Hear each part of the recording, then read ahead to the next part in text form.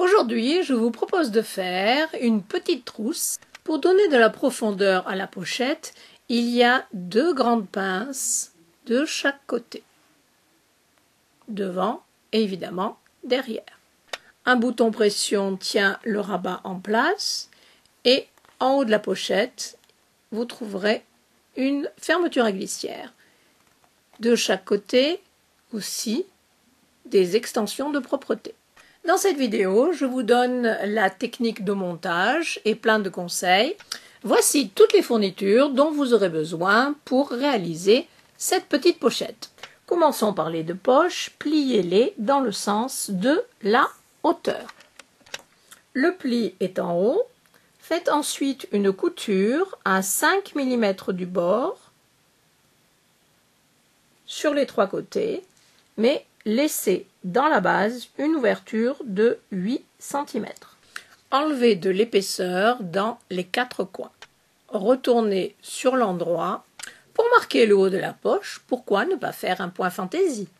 Cousez la ouate ou repassez le thermocollant au dos des 2 parties de la doublure. Centrez la poche, placez-la à 4,5 cm du bas et mettez des épingles. Longueur de pointe 3,5. Faites maintenant une surpiqûre à 3 mm du bord sur les 3 côtés de la poche et ainsi vous fermerez l'ouverture qui se trouvait ici. Passons maintenant aux pinces. Alignez les 2 bords un sur l'autre, évidemment endroit contre endroit, et sur l'envers, faites une piqûre à 5 mm du bord en faisant bien attention à ne pas piquer la poche, comme ceci.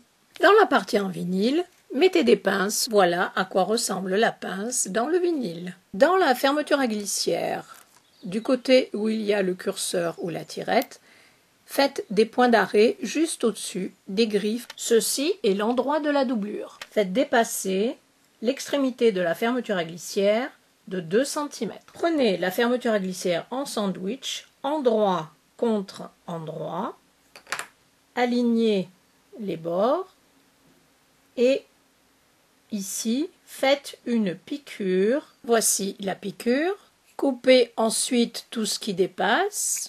Repoussez vers l'arrière les 2 morceaux de tissu et faites ensuite une surpiqûre à 4 ou 5 mm du bord, longueur de point 3.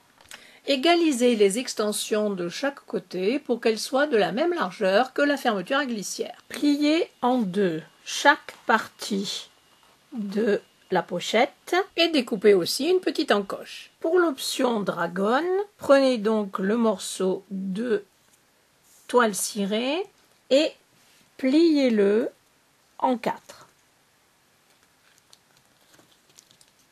Mettez des pinces. Avant de coudre n'importe quelle toile cirée, simili-cuir ou PVC, faites un essai sur un petit morceau. Comme vous voyez ici, le point est très régulier, ce qui veut dire que mon pied de biche a glissé sur la toile cirée comme si c'était du tissu. Si par contre votre pied de biche normal fait du surplace, il vous faudra utiliser soit un pied téflon, soit un pied marcheur à double entraînement. Mon aiguille est sur la position de droite et j'ai aligné le bord de la dragonne avec le bord de mon pied de biche. Placez la dragonne ici vers l'intérieur à 2,5 cm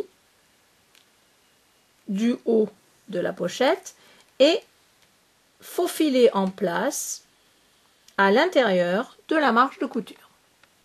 Placez l'endroit de la fermeture à glissière sur l'endroit de l'extérieur.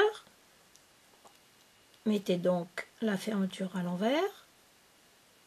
Faites coïncider les encoches. Éloignez le curseur du début de la couture. Prenez ensuite un morceau de doublure, endroit contre endroit. Alignez toutes les encoches. Alignez correctement les bords supérieurs des 3 morceaux. Mettez des pinces pour tenir en place et faites une couture ici en utilisant le pied de biche spécial fermeture à glissière. Prenez l'autre partie du tissu extérieur de la pochette Voici ce que vous venez de coudre. Ouvrez-le. Levez par la fermeture à glissière. Venez mettre endroit contre endroit. Superposez les deux parties. Faites correspondre les encoches. Mettez une petite pince. Prenez la deuxième partie de la doublure. Placez endroit contre endroit. Encore une fois, faites correspondre les bords supérieurs et les encoches. Alignez bien les bords et encore une fois, faites une piqûre tout le long en utilisant le pied de biche spécial fermeture à glissière. Faisons maintenant le rabat. Mettez endroit contre endroit, comme ceci. Alignez bien les bords. Faites une piqûre à 1/2 cm tout autour sur les trois côtés. Longueur de point 2. Crantez dans les courbes. Retournez le rabat sur l'endroit. Faites bien ressortir les coutures pour avoir un bel arrondi.